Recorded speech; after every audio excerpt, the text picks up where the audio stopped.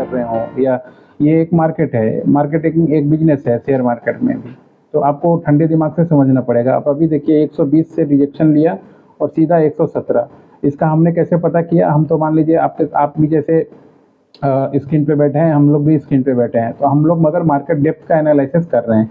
अभी 69% जो है इसमें सेलर हैं और 31% के आसपास जो इसके बायर हैं, यानी आपको सीधा दिख रहा है 120 पे से जो रिजेक्शन आया, विग आया, उसके बाद भी इसमें सेलर ज़्यादा थे। तो एक बार सेलर कोशिश करेंगे कि और भी ज़्यादा नीचे लेके आएँ, क्योंकि उनकी संख्या ज़्यादा थी, जिसकी संख्या ज़्यादा होगी वो भारी पड़ेगा। अब यहाँ से कहीं भी पता चला अगर बायर की संख्या धीरे धीरे बढ़ती है तो वो भारी पड़ेंगे, या फिर एक जगह पे जाके मार्केट जो है थोड़ा साइडवेज होके फिर उसके बाद फिर अपने नीचे वाले सपोर्ट की ओर जाने की ओर तैयारी करेगा।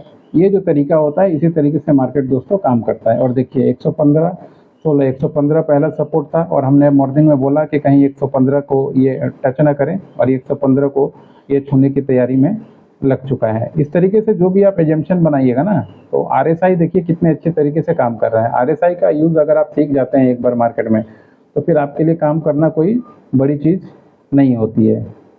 देखिए लगातार किस तरीके से मार्केट जो है डाउन की ओर जा रहा है। ऊपर से जो विग आया था उसको आपको समझना पड़ेगा कि ऊपर से विग आ रहा है, मतलब ऊपर से प्रेशर है, ऊपर आपको नहीं जाने दिया जाएगा। ऊपर से कोई धक्का दे के आपको नीचे की तरफ फेंक रहा है। अब नीचे से अगर मान लीजिए विग आता है तो आप सपोर्ट के पास समझना पड़ेगा कि यहाँ से मार्केट ज़्यादा नहीं जाएगा, थोड़ा सा ऊपर जाके सपोर्ट लेके मान लीजिए फिर आए, क्योंकि ओवरसोल्ड जोन में जाता है तो फिर थोड़ा बाइंग आता है।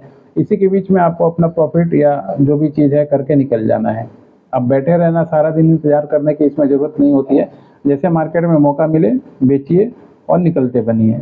जो डे ट्रेडर होता है इसका यही काम है, वो ज़्यादा इंतज़ार करेगा या ज़्यादा चीज़ों के चक्कर में पड़ा रहेगा तो जो लाया है वो भी चला जाएगा उसके घर से।